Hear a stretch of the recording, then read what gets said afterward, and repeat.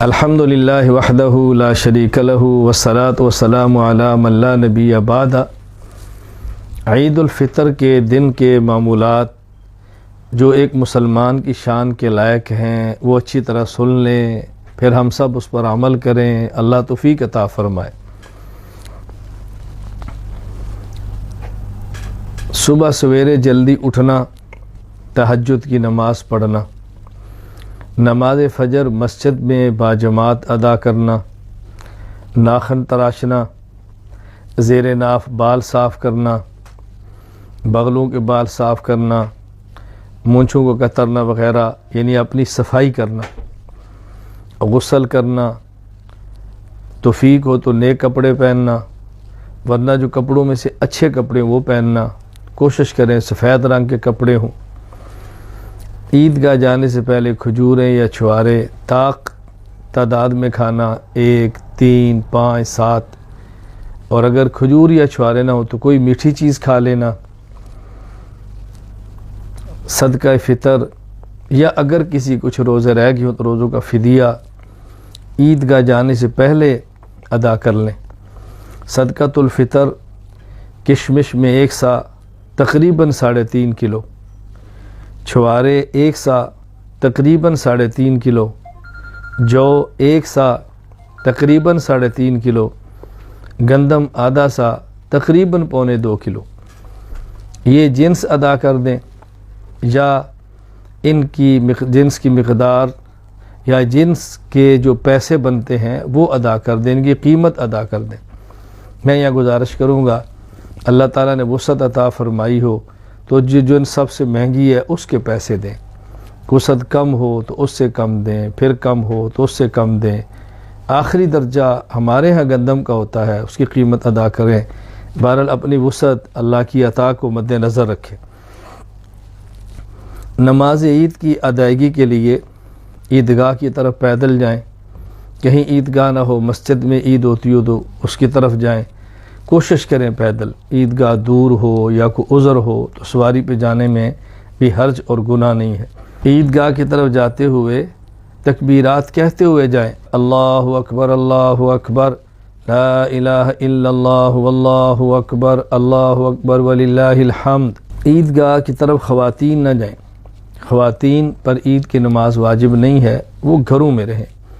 شوہر، بیٹا، ان کو تیار کریں، والد ہے تو ان کی خدمت کریں، گھر میں بھائی ہے تو اس کو تیار کریں، کپڑے پہنائیں، اچھی چیزیں ان کو دیں، وہ گھر کو سنبھالیں۔ عیدگاہ سے جب واپس آئیں ان کے آنے سے پہلے کھانا تیار کریں، اللہ تعالیٰ ان کو بھی اجر عطا فرمائیں گے۔ عیدگاہ پہنچ کر بیٹھیں، توجہ سے امام کی تقریر سنیں۔ عید کے دن 2 رکعت نماز امام کے ساتھ باجماعت ادا کریں۔ طریقہ اچھی طرح ذہن نشین فرما لیں۔ اللہ اکبر کہہ کے ہاتھ کو باندھ لیں، ثنا پڑھیں، اس کے بعد پھر اللہ اکبر ہاتھ چھوڑ دیں، پھر اللہ اکبر ہاتھ چھوڑ دیں، پھر اللہ اکبر، تیسری تکبیر کہنے کے بعد ہاتھ کو یوں ناف کے نیچے باندھ لیں، ناف کے نیچے ہاتھ باندھیں، یہ دائیں ہتھیلی بائیں ہتھیلی پر ہو، چھوٹی انگلی اور انگوٹھے سے اس کو پکڑا ہو دائیں ہاتھ کو، بائیں ہاتھ کے گھٹے کو، اور یہ درمیانی 3 انگلیاں کلائی پر ہوں، اس طریقے پر یوں یہ ہاتھ ناف کے نیچے باندھ لیں۔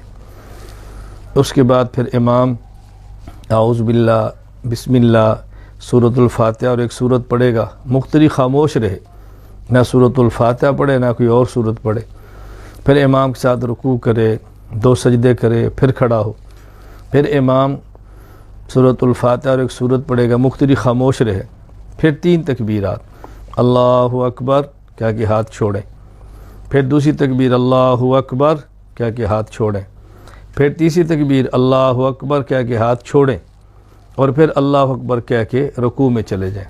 یوں 6 تکبیرات زائد ہیں جن کے ساتھ عید کی نماز ادا کرنی ہے۔